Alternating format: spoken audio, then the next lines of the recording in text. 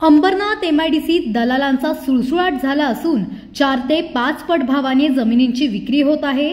तसेच स्थानिकांचा दबाव आणि त्रासामुळे MIDCतील 1400 उद्योग नाईलाजाने परराज्यात जातील असे वक्तव्य उद्योजकांचे नेतृत्व करणाऱ्या आमा संघटनेचे अध्यक्ष उमेश तायडे यांनी नुकतेच पत्रकार परिषदेत केले होते।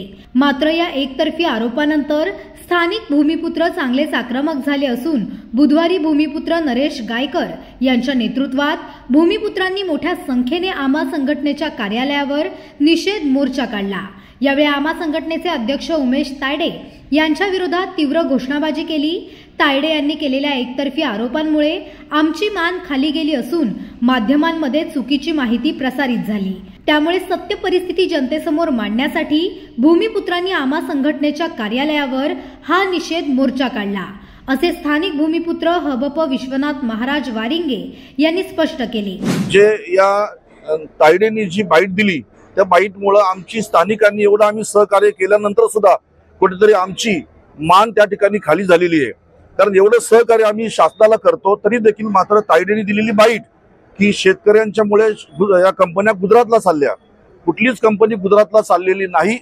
एवढंच आहे की फक्त कंपन्या मालकांनी शेतकऱ्यांशी समन्वय साधला पाहिजे आणि त्यांच्या भावना जाणून घेतल्या पाहिजेत। दबाव तंत्र या ठिकाणी चालणार नाही आणि आमच्या या संपूर्ण पाले, पणशीपाडा, जांभिवली, बोनवली जी गाव आहेत इथले सर्व शेतकऱ्यांची मुलं आहेत, त्यांनी उद्योजक बनावे, त्यांनी व्यावसायिक बनावे, त्यांनी गुन्हेगार बनू नये याच्याकरता आम्ही सातत्याने प्रयत्नशील असतो। आणि म्हणून आज तायडेंच्या या कार्यालयावर आणलेला मोर्चा हा याच्यासाठीच होता की सत्य परिस्थिती आपल्या मीडिया समोर आम्हाला मांडायची होती की शेतकरी कुठेही चुकीचे नाही, शेतकरी आधी बरोबर होते, आताही बरोबर आहेत आणि शेतकरी पुढे सुद्धा बरोबरच राहणार आहेत। तेव्हा पुन्हा असं वक्तव्य कोणी न करता शेतकऱ्यांना विश्वासात घेऊन आणि त्यांच्या भावना जाणून घेऊन त्यांच्या उदरनिर्वाहाचा विचार यांनी करावा। त्यांनी जे आरोप केलेले आहेत की स्थानिक आम्हाला इथे जो सप्लाय करतात त्याच्यामध्ये दुप्पट तिप्पट रेट घेतात, तर त्यांनी त्याची शहानिशा करावी, योग्य ते कोटेशन मागावं। कॉम्पिटिटर्स असतात प्रत्येक गोष्टीत, तशी त्यांनी हे करून जो योग्य वाटेल त्यांनी त्यांना निविदा त्यांची पूर्तता करून काम द्यावं त्यांना। आज बाजार भाव काय चालू आहे तो बघावा त्यांनी। पण मला एकच सांगायचं याबद्दल दादा की ते जर स्थानिकांच्या रेट बद्दल, मटेरियल सप्लायच्या बद्दल बोलतात, पण त्यांचे स्वतःचे इथे काही कारखाने चालू आहेत, त्यामध्ये त्यांचे कामगार आहेत, त्यांना ते साधा महाराष्ट्र शासनाचा भविष्य निधी, PF, ESIC, सेफ्टी युनिफॉर्म या स्वतः ते उमेश तायडे देत नाहीयेत।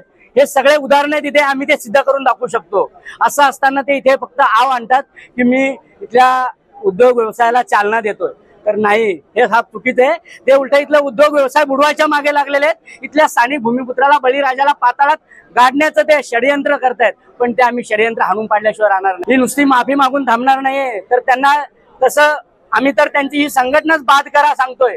सरकारला आमची विनंती आहे की अशा आम्हा नावाच्या ज्या काही संघटना आहेत ज्या मालकांच्या धार्जिणी आहेत आणि स्वतः काहीतरी करून दाखवा असं दाखवतात, ते सगळं चित्र खोटं आहे। त्या संघटनेलाच बाद करावं। माननीय मुख्यमंत्र्यांना, उद्योग मंत्र्यांना माझी विनंती आहे की त्यांनी या संघटनेवरती जे नोंदणी आहे ती रद्द करावी। अखेर आमा संघटनेचे अध्यक्ष उमेश तायडे यांनी स्थानिक भूमिपुत्रांची जाहीर माफी मागून यापुढे अशा प्रकारे वक्तव्य केले जाणार नाही, स्थानिकांशी चर्चा करून प्रश्न सोडवण्यासाठी प्राधान्य देण्यात येईल असे स्पष्टीकरण तायडे यांनी दिले। मी जे बाईट दिली होती ते एका संभ्रमातून दिलेली होती बाईट, तर त्याबद्दल मी सर्व माझ्या भूमिपुत्रांची माफी मागतो। मी एकच सांगतो की काय झालेलं आहे की जे झालं ते झालं।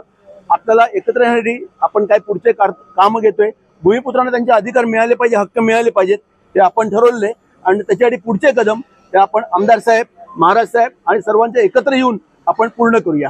धन्यवाद।